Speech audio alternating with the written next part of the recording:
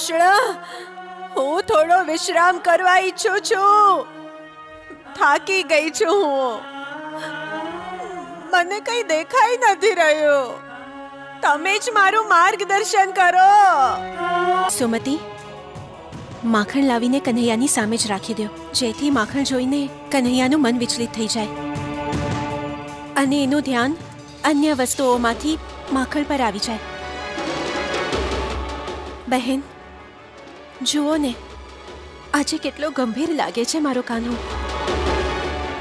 આ તો મને કન્હૈયાનું નાટક લાગે છે નંદરાણીજી. મારી શું તને? જ્યારે મારો કાન્હો હસે છે ત્યારે પણ તને નોટંકી લાગે છે, અને જ્યારે રડે છે ત્યારે પણ નોટંકી. કાલથી વ્યાકુળ છે મારો કાન્હો, કિંતુ શા માટે વ્યાકુળ છે એ હું નથી જાણતી. સુમતિ, તું જા, માખણનો વાટકો કૃષ્ણની સામે રાખ. કૃષ્ણ,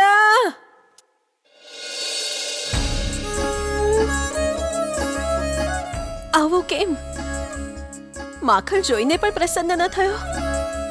યશોદા, આ તો નાટક ન જોઈ શકે. તો અવશ્ય જ ઉદાસ છે. કિંતુ ઉદાસ કેમ છે?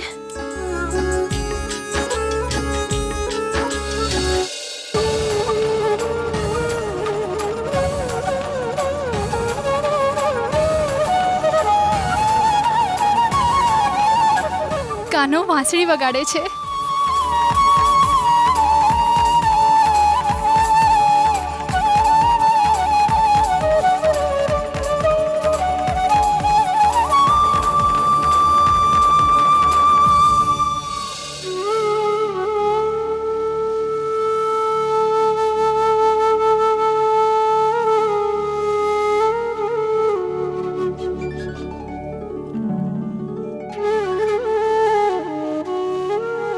પ્રણામ પ્રભુ.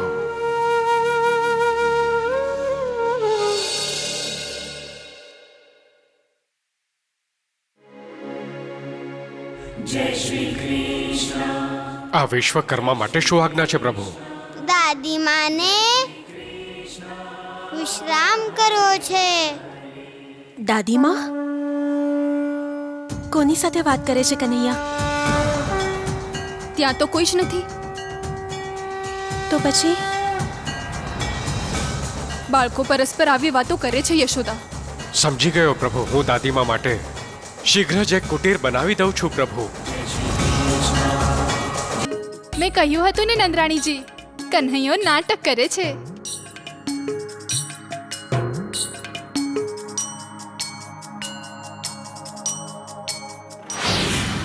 અમને આશ્ચર્ય એ વાતનું છે જાણું કે અમે એક નાનકડા બાળકથી ભયભીત થઈ રહ્યા હતા. એક નાનું એવું બાળક, આટલું કૃષ્ણ, મગધ નરેશ જરાસંધની જેમ. હજી અમારામાં એટલી ક્ષમતા છે કે હું મારા એક જ મુષ્ટિ પ્રહારથી મોટામાં મોટા પથ્થરને પણ તોડી શકું છું. તો અમારે આ નાનકડા બાળકથી ચિંતિત થવાની શું આવશ્યકતા છે? બોલો, શું આવશ્યકતા છે એ બાળકથી ચિંતિત થવાની? આ તો ઉચિત થયું મહારાજ કે આપને સ્વયંની ભૂલનું સ્મરણ થયું.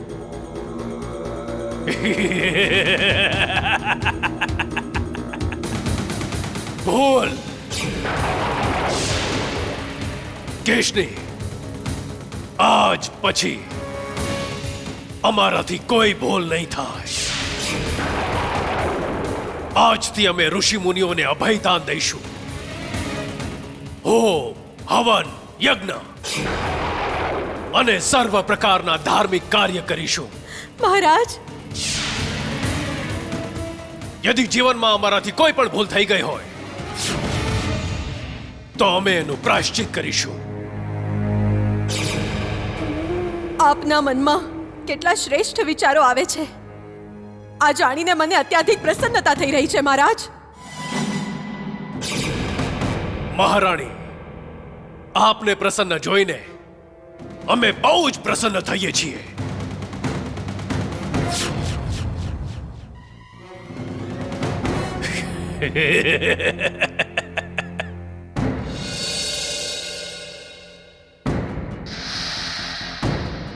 મહારાજ, શું આપ ખરેખર યજ્ઞ હોમ હવન કરાવવાના છો? કંસ બદલાયો નથી ચાણોર.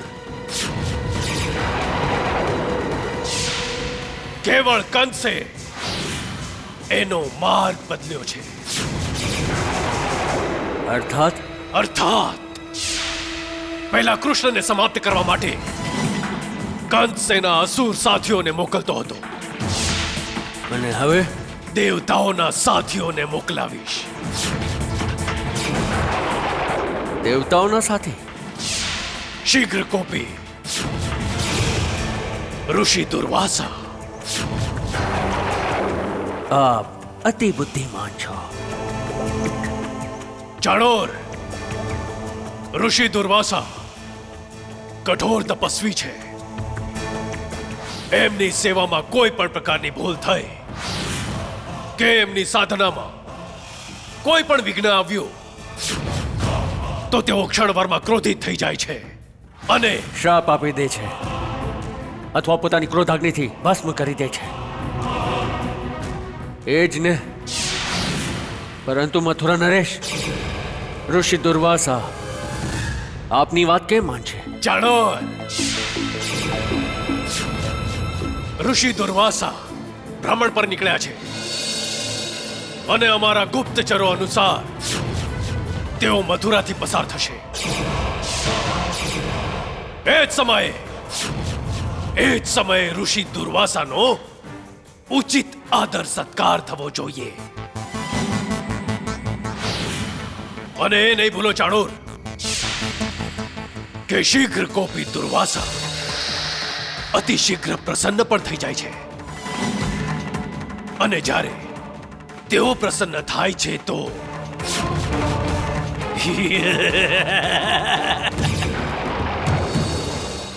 મહર્ષિ, નગરીના મહારાજ આવે છે.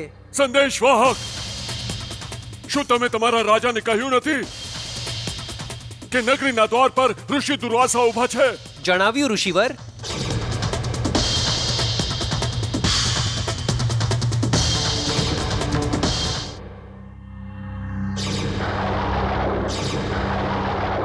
રાજન, તમે મારું અપમાન કર્યું છે. હું તમને શ્રાપ આપું છું. જે રાજ્ય અને રાણીઓના આકર્ષણમાં તમને મારું વિસ્મરણ થયું, એ રાજ્ય અને રાણીઓથી તમારો વિયોગ થશે.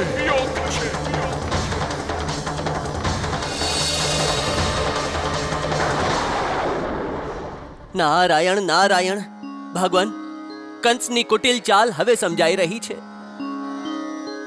કંસ શીઘ્ર કોપી દુર્વાસા ઋષિને ગોકુળ મોકલવા ઈચ્છે છે.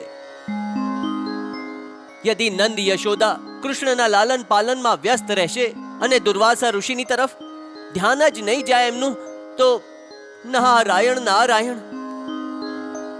પ્રભુ, શું કંસ જેવું ઈચ્છે છે એવું જ થશે? દેવર્ષિ, કંસની ઈચ્છા હોવા ન હોવાથી શું થાય છે? જે થાય છે કૃષ્ણની ઈચ્છા હોવાના હોવાથી થાય છે. અર્થાત દુર્વાસા ઋષિ ગોકુળમાં આવે એ કૃષ્ણની ઈચ્છા છે. નારાયણ નારાયણ. નાનકા, મામાજી દુર્વાસા ઋષિને ગોકુળમાં મોકલી રહ્યા છે. જાણું છું ભાઈ. એમને રોકો કનૈયા. કેમ ભાઈ? એમનો વ્યવહાર અતિ ઉગ્ર છે. માતાશ્રી અને પિતાશ્રી બંને ભયભીત થઈ જશે. હું છું ને, આવવા દો એમને. નારાયણ નારાયણ. આનો અર્થ એ છે ઋષિને ગોકુળમાં મોકલવાનો વિચાર તમે જ મામાજીને આપ્યો હશે. આપ તો સર્વ જાણો છો, પરંતુ તમે એમને અહીંયા કેમ બોલાવો છો? એમના અહંકારનું દમન થઈ જાય એટલે આપ જ જણાવો ભાઈ. એક તપસ્વી ને અહંકાર અને ક્રોધ શોભા નથી દેતો. ક્યારેક ક્યારેક પરમ જ્ઞાની પણ અજ્ઞાનના અંધારામાં ભટકતા હોય છે. એમને ફરીથી જ્ઞાનનો પ્રકાશ દેખાડવો પડે છે. નારાયણ નારાયણ. એટલા માટે દુર્વાસા ઋષિને ગોકુળમાં આવવા દો. આપણે એમને બ્રહ્માંડો નું ભ્રમણ કરાવશું. તમે તો લીલાધર છો નાનકા. નારાયણ નારાયણ. દેવર્ષિ, હવે તો શંકા સંદેહ દૂર થયા ને? બધી લીલા છે આપની. નારાયણ નારાયણ. સુંદર, જો સુંદર દીકરા, મેં તારા માટે આજે તારી મનપસંદ બદામની ખીર બનાવી છે. બદામની ખીર? હા, આ લે.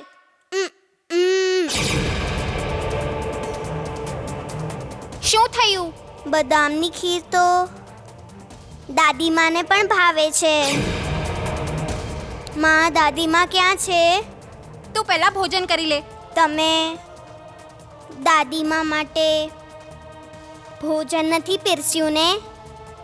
શું દાદીમા દાદીમા બોલ્યા કરે છે? ચૂપચાપ પહેલા ભોજન કરી લે. દાદીમાની સાથે જ જમીશ. એમની સાથે જમવામાં મને આનંદ મળે છે.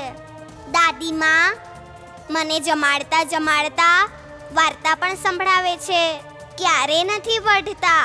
તો શું હું તને વઢી રહી છું? ભોજન કરી લે. નહીં કરું માં. માં, દાદીમા જોઈએ છે.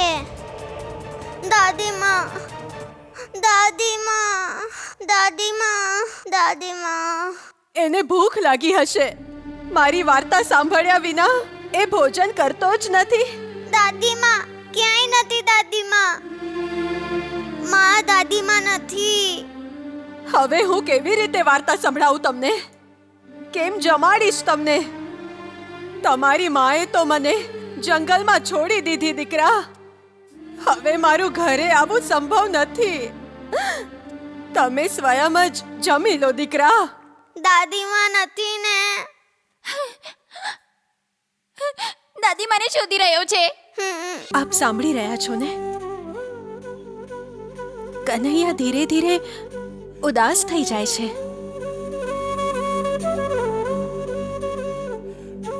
હવે તો એના વાંસળીના સૂર સાંભળીને એવું લાગે છે જાણે એ સ્વયંના મનમાં અતિ વ્યાકુળ છે.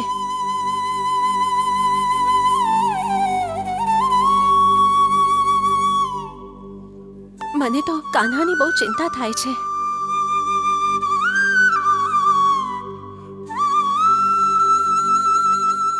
કાના, તમે આટલા વ્યાકુળ કેમ છો? ભાઈ, ત્યાં દાદીમા. કોઈ સાંભળે છે મને? કોઈ છે? અરે, હું આંધળી છું. કોઈ મને મારા ઘર સુધી પહોંચાડશે કે?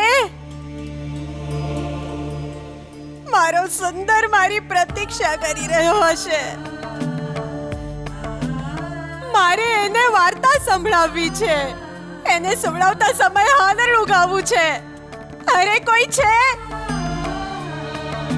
કોણ જાણે કેમ આ બંને બગલાના રમકડાને કેમ જોયા કરે છે? કન્હૈયા, તમે તો મને ઘરે પહોંચાડી દો.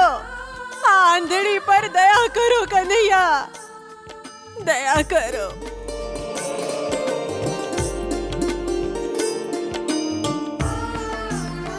તમે તો મારું સાંભળી લ્યો કન્હૈયા, તમે તો મારી વાત માની લ્યો. થાકી ગઈ છું હું, શરીરથી પણ અને મનથી પણ. જ્યારથી મારા સ્વામી ગયા ત્યારથી મારો હર્ષોલ્લાસ લુપ્ત થઈ ગયો. પહેલા હું એમના માટે જીવતી હતી. જ્યારે મને પોકારતા હતા ત્યારે મને લાગતું હતું કે મારું જીવન સાર્થક થયું. હવે તો મારી કોઈને આવશ્યકતા જ નથી કૃષ્ણ. અને હવે શરીર પણ મારો સાથ નથી દેતું. ઘડપણમાં સર્વ કોઈ તિરસ્કાર જ કરે છે. સર્વ ઘરડાઓથી દૂર જ ભાગે છે. જ્યારે આ ઘડપણમાં અમને અન્યોના સાથની આવશ્યકતા હોય છે ત્યારે કોઈ સાથ નથી આપતું. આ ઘડપણ તમે કેમ બનાવ્યું કૃષ્ણ?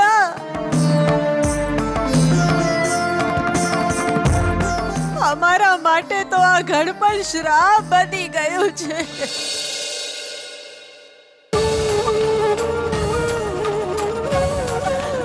કન્હૈયા, મને ભૂખ લાગી છે.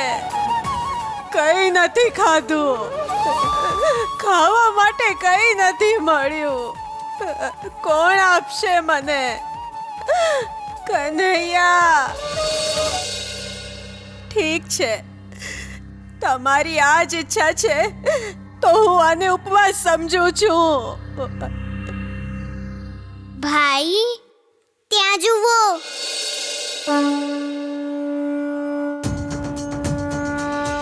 આપને આ બંનેના ઈશારા સમજાય છે? ભાષા કપરી છે યશોદા, આપણે કેવી રીતે સમજી શકીએ? આવી જ કૃપા રાખજો કાન્હા, આવી જ કૃપા રાખજો કાન્હા. જય શ્રી